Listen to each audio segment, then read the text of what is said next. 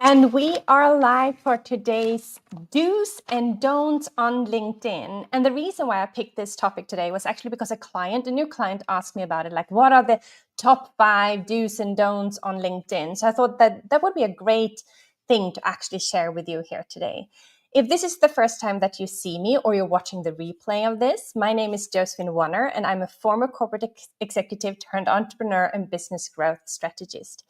If you're here watching this live with me, why don't you add your own experiences? Keep it positive though. I don't want to have bad energy in the chat, which I will talk about in a second or in a few seconds, because that is one of the don'ts, right? But anyways, if you're here with me live, make sure you add it in the comment section. So we have Hasibul here today. So happy to have you here too. So happy that you're here. Thank you so much. So if there are any questions here, any comments, any thoughts, make sure you add them in the comment section. So let's start with the don'ts. Why don't we? We start with the don'ts. I think that is kind of like we start off with those that we shouldn't do.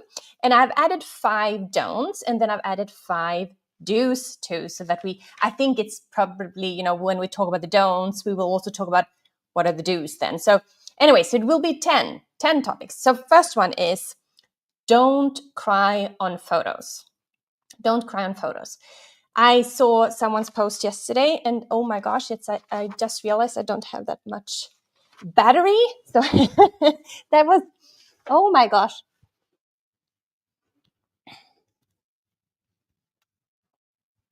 Whew, that could have been awkward if I just disappear.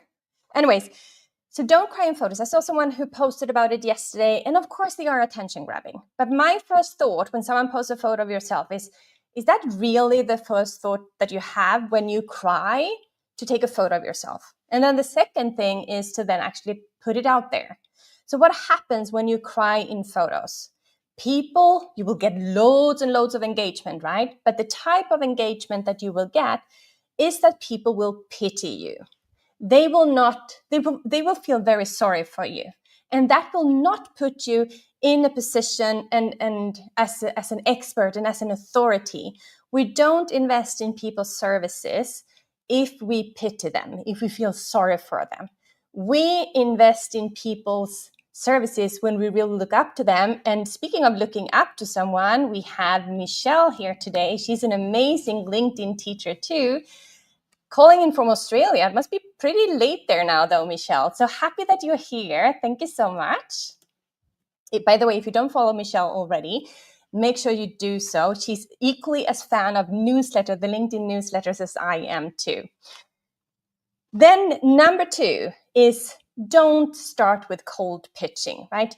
I've seen pitches already in the connection requests. Don't do that. You just lower the probability of someone actually accepting your connection request. The second piece is someone accepts your connection request, and the first thing you do is actually pitch them. Please don't do that. You don't even know yet if they have the problem that you want to help them solve, or if they are even aware of having a problem that you want to help them solve. So first, start by building connections, start by talking to them, create relationships with them, be interested in them so that you get a connection here.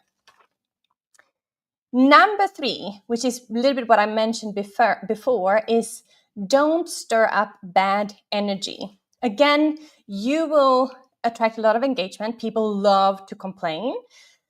But that is the type of engagement that you probably don't want to have in your feed, right? The bad energy, you will only attract more people with bad energy. Instead, keep it positive, keep it supportive. There are more than enough people in that need your help. So make sure you're positive, you're connecting with others with that positive vibe. So that is what we're aiming for. Number 4, do not post and ghost. And I think you've heard this like thousands of times. So what do we mean by that? Well, it means that you show up, if you schedule your post, show up 15 to 20 minutes before your post goes live, and stay on after the post has gotten live for about 45 minutes at least. The reason here is, yes, it's to kind of warm up the algorithm a little bit. But if you think about the people that stop by and put questions, comments, support in your post, you actually show up for them. And if you then say, okay, so I'm here for 50 minutes before I post, I'm here 30 to 45 minutes after I post, it's not about you, right?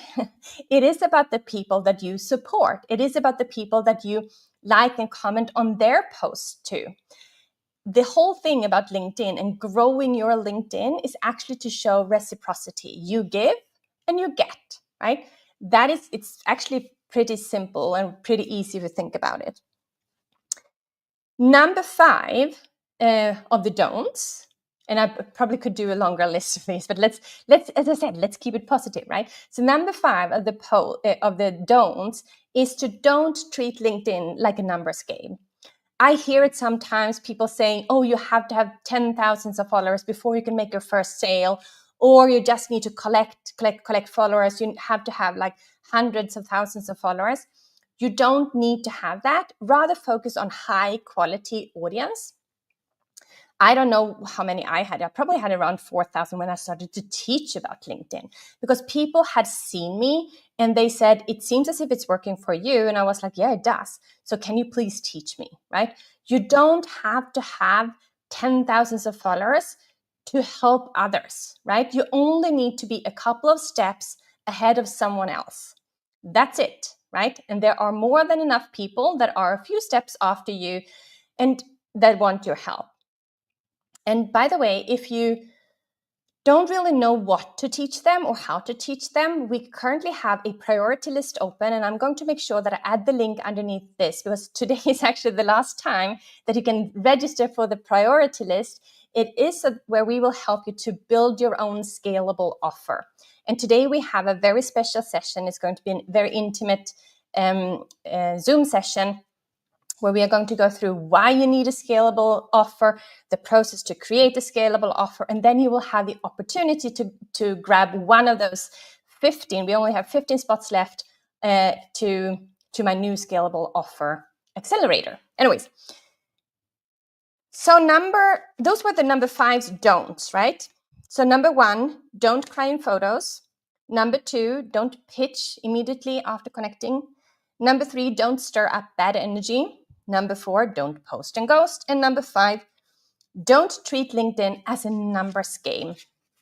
So now let's move into the do's. And before I do, I saw here that Angela, my business partner, is here, and she just shared the link to the priority list. So it's josephinewarneracademy.com/priority. So it's josephinewarneracademy.com/priority, so that you can add your name to the priority list. You don't commit to anything. The only thing you get is that you are the first to know that we are opening the doors today. Actually, you have the opportunity to grab one of the 15 remaining seats to our new program. And you get invited to a special session that we are hosting today too. That's it. You're not committing to anything, right? But we would love to see you there. Anyways, the do's. Number 1, and I think this one is so important, and I'm going to give you a couple of examples too, is be the person in other people's comment section that you would want to have in your own comment section. And what do I mean by that? I mean that don't pitch yourself in someone else's comment section. Even if it's a little bit subtle, we see it, we know it, right? It's just bad business manners. There will absolutely be people in someone else's audience which like you more, and they will see you if you comment in that person's comment section. But if you constantly pitch yourself in someone else's comment section, I think that you are attracting those people who think that pitching in someone else's comment section is actually okay. And I don't want that. So make sure you show up as the person in someone else's comment section that you would want to have in your own comment section. And it goes again to this whole energy piece. And like Angela actually says here, it's be the person online that you want to meet online and offline, for that matter. Just because you say something online doesn't mean that it doesn't count, right? It's so simple. Be that person. Anyways, number 2, accept connection requests strategically. So we had a client call yesterday, and one of my clients said, do you really accept all of the connection requests that you get? And I said, no, I don't. I probably accept like 90% of them. But if I get a little bit like a bad vibe of the person, for example, one person had sent me a connection request. I saw that we had 20, 30 something connections, like the same connections, both the person and I.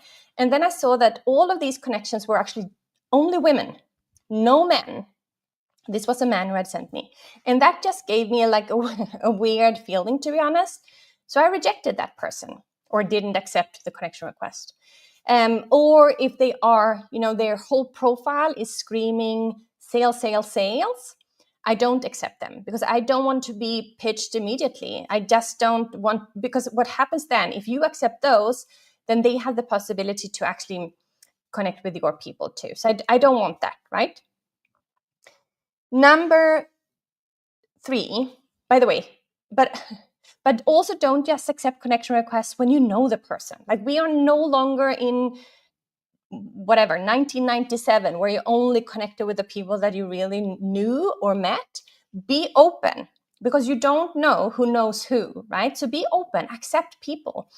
Like, for example, we had Michelle here before. She's on the other side of the world to me. I am on the other side of the world to her. And we both teach LinkedIn. She teaches more to business, and I teach more to smaller business owners, right? Connect with other people who are in the same niche that you are, or people that you really find interesting. It's so much easier to show up here then. Okay, so then number 3, which actually then connects very well with this one, is treat engagement like relationship building. So what do I mean by that? It means there are 3 different types of engagement, right? It's the likes, it's the comments, it's the DMs. Those are the different types of engagement that you can do. Comment in your own section, comment in someone else's section. So when you engage, make sure you do that to build relationships, right? To be interested, to be curious. Might be a little bit of a longer term game, but it will be more sustainable and it will be more fun to actually do it in that way. Because maybe I should add there too, just because you are ready to sell doesn't necessarily mean that they are ready to buy, right? But if you focus on building relationships, they will think of you, and by the way, showing up consistently too, they will think of you when they are ready to invest, right? So number 4 is share stories, but don't treat your LinkedIn audience or any social media audience like your therapist. So absolutely, I think sharing personal stories is very important, because then we get to connect with our audience. But sharing a story when you are at the bottom of the bottom, that is not really going to help to build your authority. If you think about Mel Robbins, for example, she did a surgery some years back. She didn't share about that surgery when she was right in the middle of it, probably because when I heard the story afterwards, it was because she was ashamed. She was very low. However, she shared this story now once she have come out of that. And then you might say, yeah, but that's not authentic, Josephine. Well, it is, right? Because we want to have those role models. We want to see what's possible on the other side. And we all have those down moments, but we don't need to share right when we are in the middle of those. It goes back a little bit to the crying photo, right? You don't need to share pictures of you crying to get engagement, right? And then we have number 5, which I think is so important. And also one thing that I thought was so difficult, especially in the beginning, was the whole thing about leading with value. I have a comment here from Chris, Kid Resilient, where connection before content always. Absolutely agree. And when we have those connections, when we build those relationships, we never run out of content, right? Because then we will always find something to write about without, I don't know, putting someone down or anything. But those questions you get out of those relationships or connections that you're building, they are amazing to create content around that. We have Komal, who's here too. Hi, Komal. Lovely to have you here. And Angela wrote, the energy you project is the energy that you get back. And that is so true. Okay, so the last one of the do's is actually to lead with value, to not gatekeep. And we sometimes, when we run our masterclasses, the question we get is, can I share too much? Can I share too much value? And you can't really share too much value, right? Because you can't, in a masterclass, for example, or in a webinar, you can't share everything you know throughout that hour. People will actually have to work with you to get access to that value, but you can overwhelm them, right? So there is a very fine line between overwhelming someone and actually providing value. And overwhelming is one of those things that I had when I created one of my first group coaching programs. I wanted to give them everything. So every time I heard something new, I brought that to my students and they were super grateful, but they became overwhelmed. And my group coaching program grew a little bit like weed in a garden, you know? So it wasn't that focused, right? So make sure you focus on what it is that you want to share and you share with value. And then we have Karin, my new connection on LinkedIn, and we have something and that is, by the way, speaking of creating relationships, right? When I connected with Karin, actually, she sent me a connection request. I quickly read her about section. Turns out that we both did writers' courses abroad for ourselves, not for anyone else, just for us. And that is a way that you can actually connect with your people. You read what it is that they're doing. It might be an about section, or it might be a post or whatever.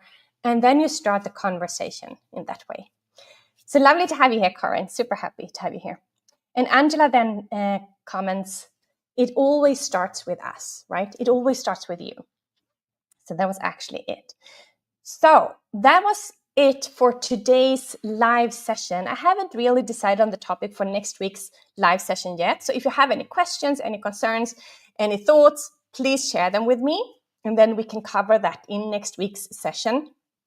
If you want to watch any of these previous sessions, you find them on my YouTube channel. It's Josephine Warner on YouTube. You will find me there. And as I mentioned before, we have the priority list for the Scalable Offer Accelerator, which we closed today. So make sure you join the priority list, where we are going to talk about how to create your scalable offer and why you need one.